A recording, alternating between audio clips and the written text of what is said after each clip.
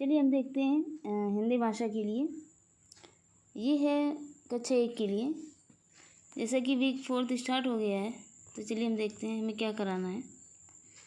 जैसे कि इसमें प्रथम कालांश है, तो इसमें दिया गया है गतिविधि करानी है ओला ओला बम्का गोला। इसमें एक कविता है जिसको बच्चों को सुनाना है। आपको बच्चों को गोले में बैठाने को कहें, उसके बाद बच्चों को ओला ओला बोलें, बच्चे उसके बाद बम्का गोला बोलेंगे। फिर मैंने बोला सब्जियां, इसके बाद बच्चों को बारी बारी से सब्जियों के नाम बोलने के लिए कहेंगे। तो ये इस तरीके से गतिविधि। सब्जियों के स्थान पर आप फल ले सकते हैं, जानवर, पक्षी, रंग, कोई भी चीज़ें इस तरीके से बोल सकते हैं। तो बच्चे उसी का नाम बताएंगे।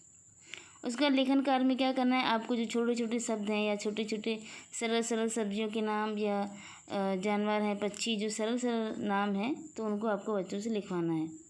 आप चाहें तो एक चार्ट बनाकर दीवार पर लगा भी सकते हैं, जिससे कि बच्चे रोज़ अगर सब्जियों और फलों और रंगों को अगर देखेंगे तो धीरे धीरे उनको नाम याद हो जाएंगे और बच्चे पढ़ना भी सीख जाएंगे धीरे धीरे। इस तरीके से आप करा सकती हैं। ध्वनि चेतना, शब्दों में शामिल ध्वनियों को पहचाना, ये दूसरा कालांश है। तो का वर्ण से शुरू होने वाले सरल शब्दों की सूची तैयार करनी है। और जैसे कि इसमें दिया गया है कमल, तो बच्चों को बारी बारी से क्या करना है, जैसे कमल में 3 ध्वनियाँ हैं, तो आपको हर ध्वनि पर एक ताली बजवानी है। इस तरीके से खेल कराना है और बच्चे बारी बारी से का से शुरू होने वाले शब्द भी बताएंगे और तालियां बजाते जाएंगे। जैसे कि कमल में तीन वर्ण हैं, तो बच्चे 3 बार ताली बजाएंगे इस तरीके से। चलिए हम देखते हैं। उसके बाद है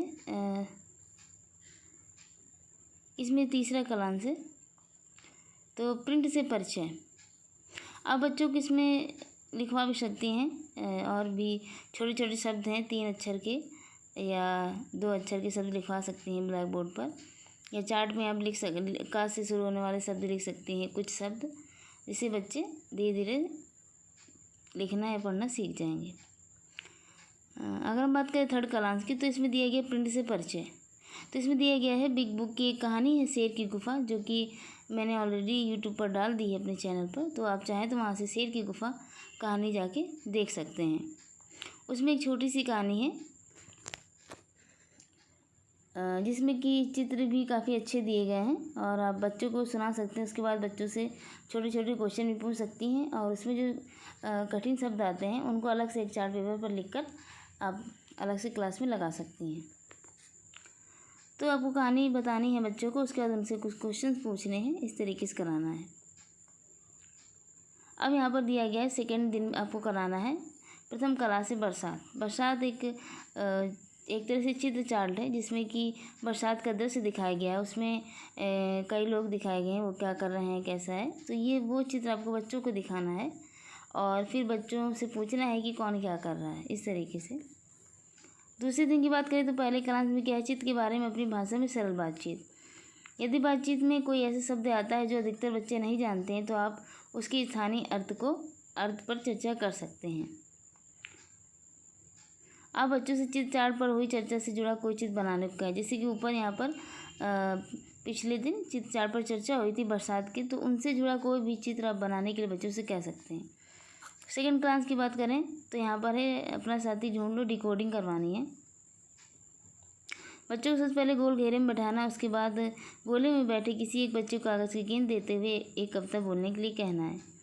बच्चों को कागज़ की गेंद घुमानी है। कविता खत्म होने पर जिसके पास गेंद होगी वह अपने मित्र का सार्थक ध्वनियों में तोड़ते हुए बोलेगा मित्र का नाम। इस तरीके से एक खेल कराना है। तो हर बच्चे को मतलब कविता सुनानी है। इस तरीके से गेम कराई ताकि हर बच्चा कविता सुना सके और अपने दोस्त का नाम बता सके। आदर्श वाचन एवं साझा पठन थर्ड है कालांश। इसमें भी शेर की गुफा कहानी है जो कि आपको पढ़ाना है और उसके बाद बच्चों को सिखाना है। उसके बाद बच्चे आपको बताएंगे कि कहानी कैसी है, बच्चों से सुन सकते हैं कहानी। चित्र के बारे में अपनी भाषा में समृद्ध बातचीत। इसमें वही है बरसात चित्र को दिखाना जैसा कि ऊपर दिया गया था, और अब बच्चों से इस बार इस चित्र के बारे में पूछना है, उनसे क्वेश्चन करने, छोटे छोटे बंद क्वेश्चन या खुले क्वेश्चन, बंद छोड़ के या खुले छोड़ के प्रश्नों को करना है। बंद छोड़ का मतलब होता है जैसे कि हम बोल सकते हैं या जो चित्र दिखा रहे हैं हम वो किस से संबंधित है, तो बच्चे बोलेंगे बरसात से। तो ये हो गया हमारा बंद छोर का प्रश्न। अगर हम खुले छोर के प्रश्न की बात करें तो अगर हम ये पूछे बच्चे कि बताइए इस चार्ट में कौन कौन है, कितने लोग हैं, किस तरह की शर्ट पहनी है, जिन क्वेश्चन का एक से ज़्यादा आंसर होता है, या तो इस तरीके को बोलते हैं खुले छोर, या जो विस्तारित रूप से बताए जाते हैं वो खुले छोर, और जिनका एक सिंगल वर्ड में आंसर होता है वो होते हैं बंद छोर के प्रश्न। चित्त के बारे में अपनी भाषा में समृद्ध बातचीत, तीसरा दिन है, पहला कालांश। तो ध्वनि चेतना शब्दों में शामिल ध्वनियों को पहचानना। चित्त के बारे में अपनी भाषा में समृद्ध बातचीत की ऊपर जैसा किया गया वही है, और सेकंड क्लास में है ध्वनि चेतना शब्दों में शामिल ध्वनियों को पहचाना। गतिविधि बोलो बोलो कुछ तो बोलो, ये गतिविधि सेकंड पॉइंट पर आप देखिए। जब बच्चों को गोल घेरे में बिठा कर गतिविधि कराएंगे, उन्हें एक लाइन बोलनी है, बोलो बोलो कुछ तो बोलो। इसके बाद आप इसमें एक लाइन जोड़ते हुए बोलेंगे, सब्जियों के नाम तो बोलो। बच्चे सब्जियों का नाम बताएंगे। उसके बाद आप चाहे तो बोलो बोलो कुछ तो बोलो, उसके बाद आप जानवर के नाम बोल सकते हैं या फलों के नाम, इस तरीके से आप करवा सकती हैं एक्टिविटी। साझा और लोकोग्राफिक पठन। शेर की गुफा जैसे कि कहानी दी गई है, तो पिछले दिन हुई चर्चा का दोहराव कुछ प्रश्नों को पूछकर और सरल चर्चा के द्वारा करना है। कहानी को एक बार आदर्श रूप से पूरे हाव भाव, उतार चढ़ाव एवं प्रभाव के साथ बच्चों को बताना है। बिग बुक से पठन, इसमें भी वही बच्चों से कोशिश करनी पढ़वाने की, या आप ब्लैक बोर्ड पर लिख कर पूरी कहानी लिख दीजिए, छोटी सी कहानी है, और आप प्रत्येक बच्चे से पढ़वा सकती हैं, इस तरीके से करवा सकती हैं। मौखिक शब्दावली विकास, कविता पोस्टर प्रकार। कविता पोस्टर दिया गया बरसात का। इसमें आपको जैसे ये कविता है, इस पर कविता की शीर्षक का अनुमान लगाने के लिए बच्चों से कहना है, बच्चों से भी छोटे छोटे प्रश्न पूछते रहना है, इस तरीके का ये। और चौथे दिन की बात करें तो इसमें भी गतिविधि बोलो बोलो कुछ तो बोलो है। उसके बाद थर्ड क्लास में है बिग बुक से पठन, शेर की गुफा। उसके बाद पाँचवें दिन है कहानी पोस्टर प्रकार। इसमें कहानी चेंज कर दी गई, 2 चींटी। तो ये कहानी है, इस बार आपको बच्चों से प्रश्न पूछे हैं, बच्चों को बतानी है, पहले चित्र दिखाना है, उसके बाद बच्चों से पूछना है। डिकोडिंग की बात करें हम, सोचो और बताओ।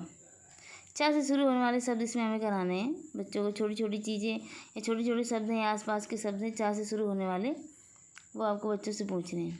सेकंड क्लास की बात करें तो लेखनकार है। लोकोग्राफिक पठन है थर्ड क्लास में, शब्दों को आकृति के रूप में पढ़ना। इसमें क्या करने हैं, 2 टीम बनवानी है, गुलाबी और नीली। तो जो गुलाबी कलर के कार्ड्स बनाने हैं, नीले कलर के कार्ड्स बनाने हैं। तो उसमें कुछ नाम लिखने हैं जो कि आपकी कक्षा में जो भी चीज़ें हैं, जैसे डस्टर, कुर्सी, मेज़, इस तरीके से। तो आपको एक चीज़ बोलनी है, एक नाम बोलना है, जैसे मेज़ बोलना है, या आपको एक गुलाबी पर्ची उठवानी है, गुलाबी कार्ड्स उठवाना है, उसमें जो भी नाम लिखा होगा उस नाम को, जैसे मेज़ लिखा हुआ तो उस पर्ची को लेकर बच्चे मेज़ पे जाके चिपकाएंगे, इस तरीके से करवाना है। छठवें दिन की बात करें तो दर्जी और हाथी की एक कहानी है, इसके बारे में बच्चों को सुनाना है और बच्चों से क्वेश्चन पूछने हैं।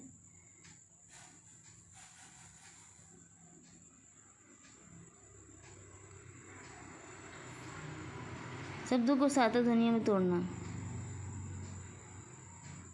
जैसे कि कुछ छोटे छोटे वर्ड्स होते हैं या 3 अक्षर के शब्द होंगे, उनको सार्थक ध्वनियों में तोड़ना। मतलब जैसे कमर, तो बच्चों से अच्छे से का, मा, अलग तरीके से बच्चों से पढ़ाना है। प्रिंट की उदाहरणों को समझ। लोकोग्राफिक पठन है, जैसे कि बताया जा चुका है इसके बारे में। चलिए हम अभ्यास पत्रक देख लेते हैं। तो ये देखिए अभ्यास पत्रक, इसमें भारी चीज़ों पर गोला लगाना है।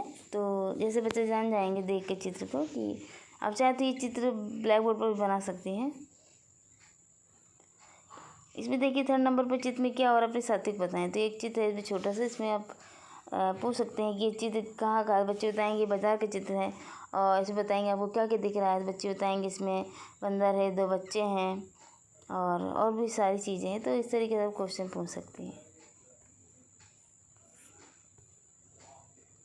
इसमें चित्र दिया गया ट्रैफिक का, तो ये भी आप बच्चों से क्वेश्चन पूछ सकती हैं अलग अलग।